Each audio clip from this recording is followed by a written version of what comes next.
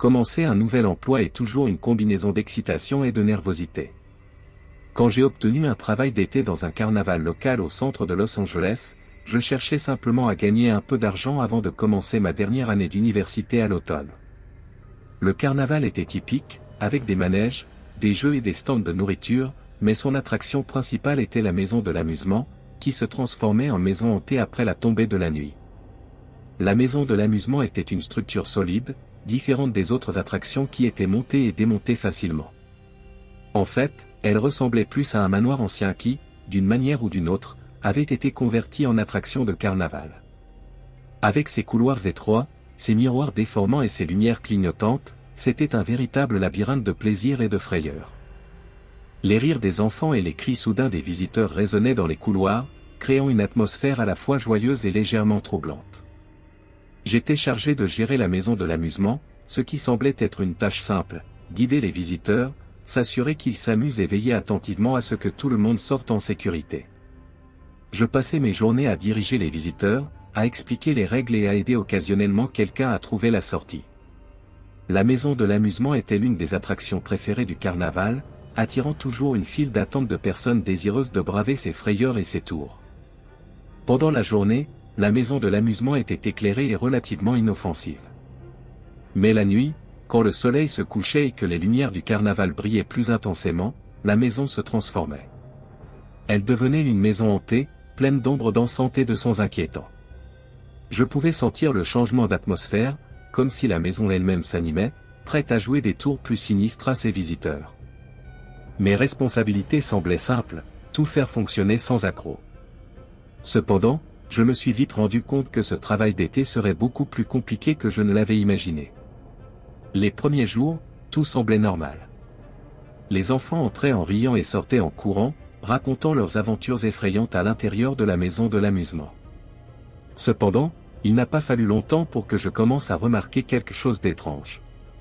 Je comptais soigneusement le nombre de personnes qui entraient et sortaient, mais les chiffres ne correspondaient tout simplement pas. Au début, j'ai attribué cela au chaos naturel du carnaval. Après tout, au milieu des rires, des cris et d'un flux constant de personnes, il était facile de faire des erreurs.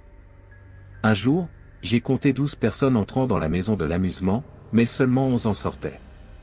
J'ai pensé que je m'étais peut-être distrait ou que quelqu'un était sorti sans que je le remarque. Je n'y ai pas accordé beaucoup d'importance et j'ai continué mon travail. Mais les écarts ont continué. 7 personnes entraient, 6 sortaient. 10 entraient, 9 sortaient. À chaque fois que je comptais, la différence me dérangeait de plus en plus. J'ai commencé à prêter plus d'attention, essayant de comprendre où je faisais une erreur. J'observais chaque groupe entrer et sortir, comptant soigneusement, mais il manquait toujours une personne. J'ai commencé à me demander si je devenais fou. Les nuits étaient particulièrement inquiétantes. L'atmosphère hantée de la maison semblait amplifier mon anxiété. Chaque fois qu'une différence se produisait, je ressentais un frisson dans le dos. Est-ce que quelqu'un se cachait dans la maison? Ou pire, est-ce que quelqu'un disparaissait? Mon malaise grandissait chaque jour. J'essayais de trouver une explication logique, mais rien ne faisait sens. J'ai décidé que je devais enquêter plus en profondeur. Quelque chose n'allait pas, et je ne pouvais pas l'ignorer longtemps. Ce que je pensais être un simple travail d'été se transformait rapidement en un mystère troublant, et j'avais l'impression de ne faire que commencer à découvrir la pointe de l'iceberg. Un après-midi particulièrement chargé, alors que j'observais la foule qui entrait et sortait de la maison de l'amusement, une fille blonde a attiré mon attention. Elle était éblouissante et semblait complètement hors de propos dans l'environnement enfantin du carnaval. Elle ne devait pas avoir plus que quelques années de plus que moi, et sa présence là-bas m'intriguait. Pendant un moment, je suis resté là, à l'observer tandis qu'elle se dirigeait vers l'entrée. Elle a souri, m'a remis son billet et je l'ai dirigée vers l'attraction. Après qu'elle ait disparu dans l'obscurité de la maison, je suis retourné à mes tâches, mais je n'arrivais pas à me sortir son image de la tête. Au fil des minutes, je me suis senti de plus en plus anxieux. Je continuais à compter les personnes qui entraient et sortaient, mais je gardais aussi un œil sur l'entrée, attendant de la voir émerger de la maison de l'amusement. Des groupes de personnes qui étaient entrées après elle ont commencé à sortir, riant et commentant les frayeurs qu'ils avaient eues. Mais elle n'apparaissait pas. Mon malaise augmentait à chaque minute qui passait. Quelque chose n'allait pas. Elle aurait dû être sortie depuis longtemps. Finalement, l'inquiétude m'a emporté. J'ai abandonné mon poste et je suis entré dans la maison de l'amusement, verrouillant la porte d'entrée derrière moi. Avec la lampe de poche de mon téléphone en main, j'ai commencé à explorer les pièces faiblement éclairées et les couloirs étroits. En explorant la maison, je me suis rappelé avoir remarqué une jonction presque imperceptible dans le mur lors de ma première visite. Je ne savais pas à quoi m'attendre, mais ma curiosité m'a conduit jusqu'à elle. J'ai appuyé contre la jonction et j'ai entendu un clic distinct. Ma mâchoire s'est décrochée quand j'ai réalisé qu'il s'agissait d'une porte secrète. Elle s'est ouverte lentement, révélant un couloir sombre. Je suis resté figé, choqué. Qu'est-ce que ça pouvait bien faire ici? Avec la lampe de poche éclairant le chemin, j'ai avancé dans le couloir. Je n'avais pas beaucoup de temps pour être nerveux, encore sous le choc de toute la situation. J'ai atteint la fin du couloir et trouvé une autre porte. Je l'ai ouverte et, à ma grande surprise, c'était une sortie dissimulée qui menait de nouveau au terrain du carnaval. J'ai poussé un soupir de soulagement, car cette découverte prouvait que je ne devenais pas fou. Toutes ces personnes que j'avais remarquées en sortant de l'attraction avaient probablement trouvé cette porte secrète par accident et avaient supposé qu'il s'agissait de la sortie normale. En revenant sur mes pas, je ne pouvais m'empêcher de me sentir un peu déçu de ne pas avoir eu l'occasion de parler à cette fille.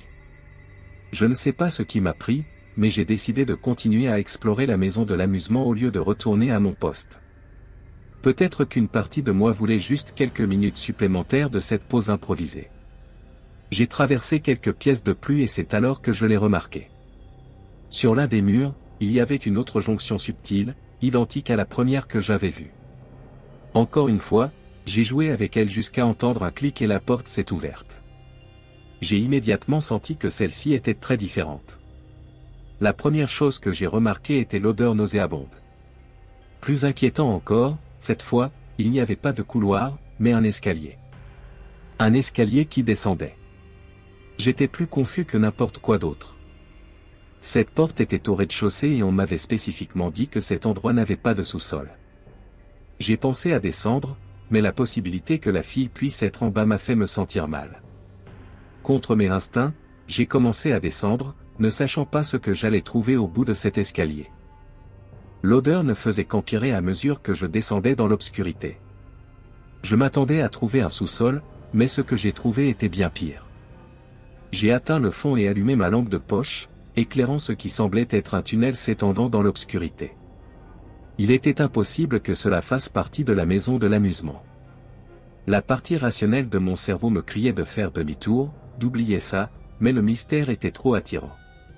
J'ai avancé prudemment, essayant de ne pas faire de bruit.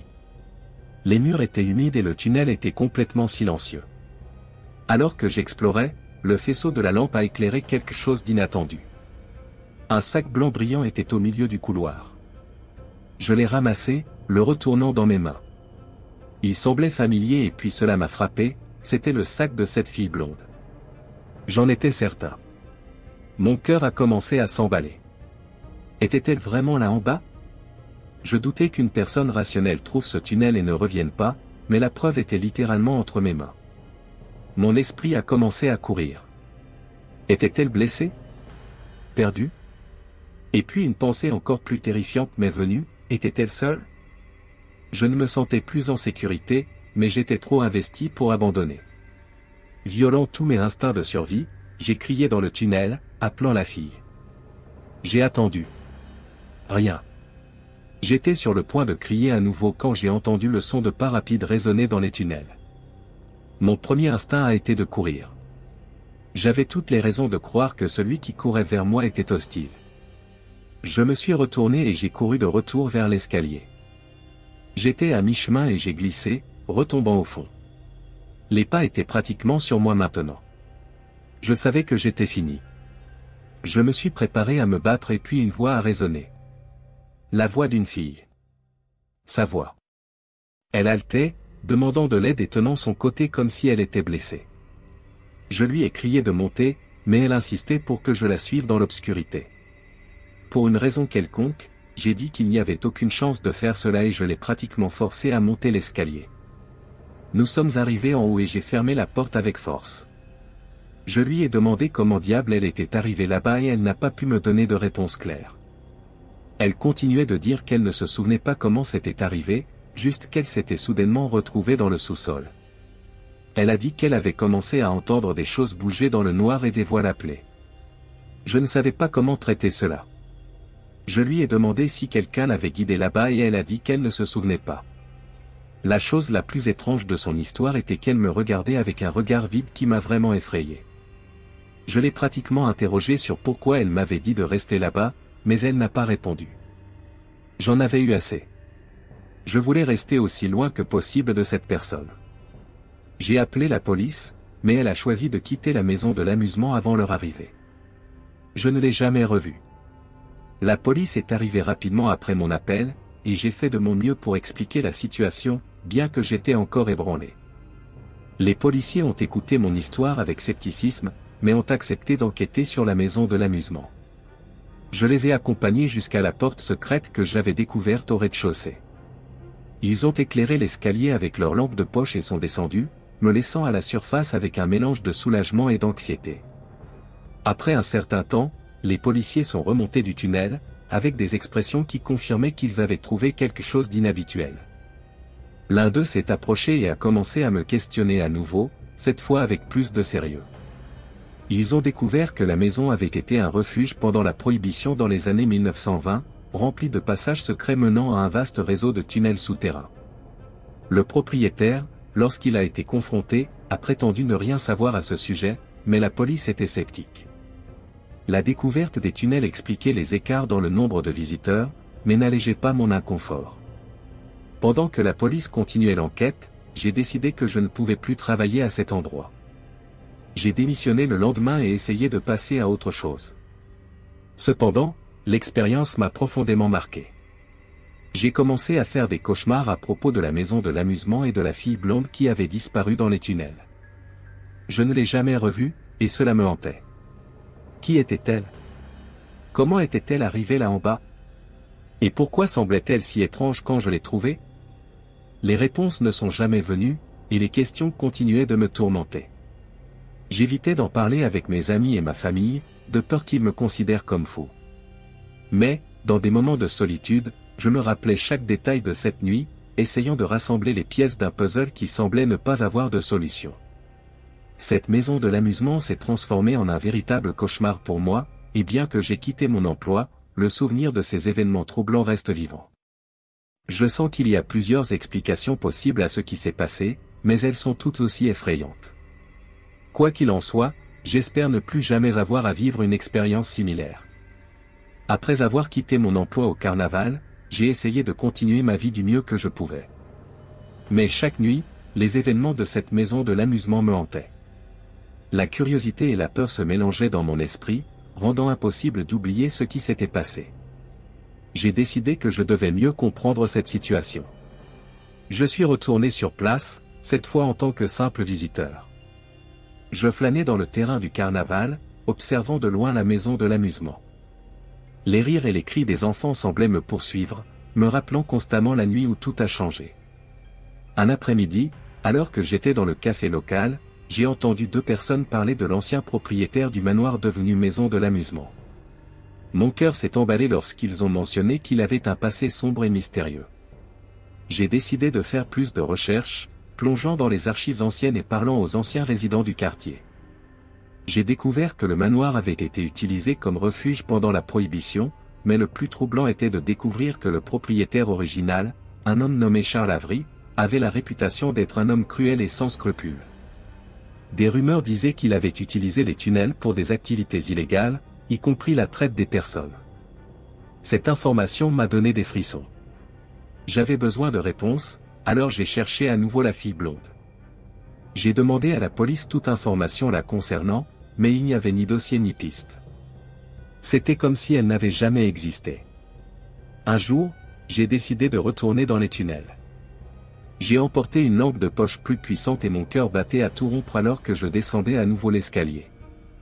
L'odeur était toujours là, encore plus intense.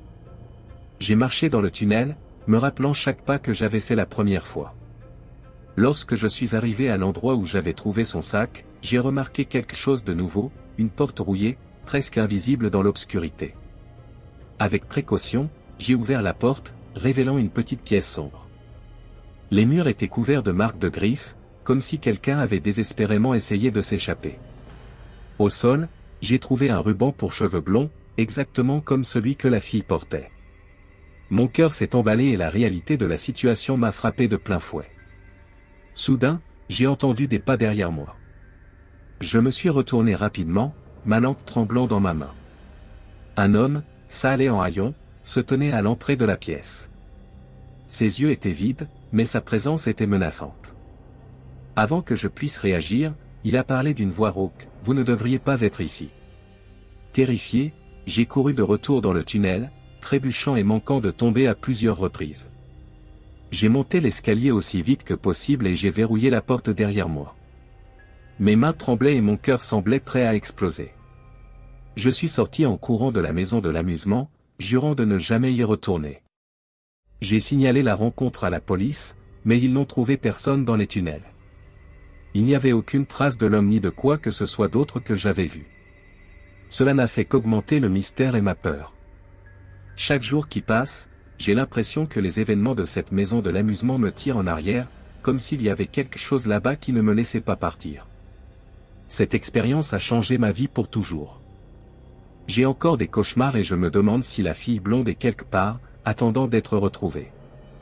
La seule chose que je sais, c'est que cette maison de l'amusement cache des secrets terribles, et j'ai été l'un des rares à en être témoin.